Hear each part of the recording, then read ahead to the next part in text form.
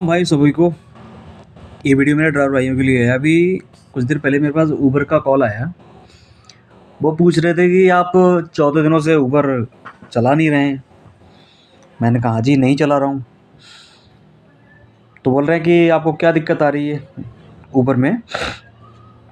मैंने उनको बोला कि मैं इसमें कमीशन आप इतना काट रहे हो, 164 का आपने टैरिफ भी लगा दिया, 5% उसका भी अपना टैक्स भी काटते हो।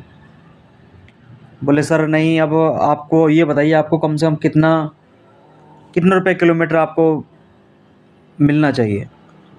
तो मैंने कहा कम से कम 25 रुपये किलोमीटर हमको मिलना चाहिए। बोले आप ओला रैपिडो चलाते हो? मैंने हाँ चलाता हूँ जी। बोले अभी किस में काम कर रहे हैं? मैंने कहा ओला में कर रहा हूँ। बोले ओला आपको क्या दे रहा है? मैंने बोला तो मुझे सही दे रहा है पैसे। बोले उसमें क्या दे रहा है? मैंने कहा मुझे 25-26 रुपये किलोमीटर मिल जाता है। बोले अच्छा जी। मतलब मैं ये नहीं कह रहा कि ये किसी से, मैं ये नहीं कह रहा ड्राइवर भाई से कि आप ओला मत चलाओ या उबर मत चलाओ। मतलब मैं ये अपनी अपनी थिंक बता रहा हूँ। भाई मैं उबर वास्तव में 14 दिनों से नहीं चला रहा। सबसे पहले ये टीडीएस का पैसा हर हफ्ते ये 500 माइनस करते जा रहे हैं। अगर टीडीएस का माइनस करना सीधे इकट्ठा कर दो, उसके बाद अब मैं कम से कम कुछ तो इसका सोल्यूशन निकालूंगा। पर कुछ नहीं। अब इन्होंने अब इंटरसिटी, हाँ उन्होंने बोला, मैंने कहा इंटरसिटी राइड में आप 300 से 400 रुपये आप काटते हो, और कहीं बड़ी लंबी राइड चले गए तो 1000-1500 भी कटते हैं। और वहीं मैं ओला की मेरा आउटसोर्सिंग करता हूँ, तो उसमें मुझे पूरे के पूरे पैसे मिलते हैं। अभी मैं एक पानीपत से लेके आया था अभी जल्दी में T3, और वही करनाल से मुझे एक राइड आई थी ऊबर में। वो मुझे दिखा रहा था 151 किलोमीटर के 1500 रुपये, और कस्टमर टोल टैक्स देने को मना कर रहा था। भाई फिर मैं बोले कि नहीं। और फिर मुझे पानीपत आके मुझे राइड मिली, वो भी T3 की मिली।